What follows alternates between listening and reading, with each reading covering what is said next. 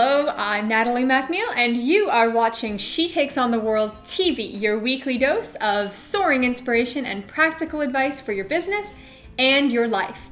And today we are going to talk about I've got a feeling marketing, also known as making sure your customers get warm, fuzzy feelings every time they think about you and your brand.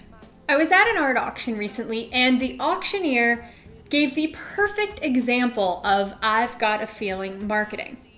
He brought out a painting, and it was one of the highest priced paintings at the auction. And he started off how he usually did, talking about both the artist and the piece.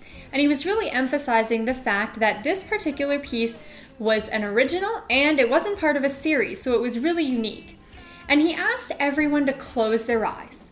So everyone closed their eyes, and he said, imagine you wake up in the morning, you walk downstairs into your kitchen, you make yourself some breakfast and a pot of coffee, and everyone's eyes are still closed at this point.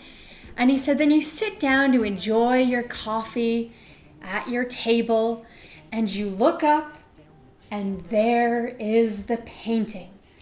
And you know that you are the only one in the world that has that particular piece or anything like it by one of the 20th century's greatest artists.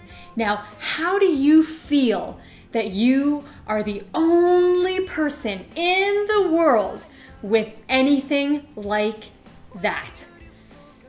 And I thought, wow. And there were people sitting beside me saying, oh yeah, that does feel good. And I thought, I just love that. It's the perfect example of what I mean. So I have a challenge for you this week. I want you to look at all of your product and service descriptions and just how you tell the story of you and your business. And I want you to think about how you can tell that story better and to just tell more of a story. I think a lot of companies actually fail to really tell a story, and that's what people want. That's how people are really going to connect with you and your brand. I also want you to look at how you describe your products and services in a way that makes your customers feel what life would be like with your product or service in their life. Just like the way the auctioneer did at this fabulous art auction that, people were buying $18,000 paintings. Why? Because the auctioneer was telling a really good story. So that's my challenge to you, and I would love to hear from you in a comment below. I'd like you to describe your product or service in a feel-good way.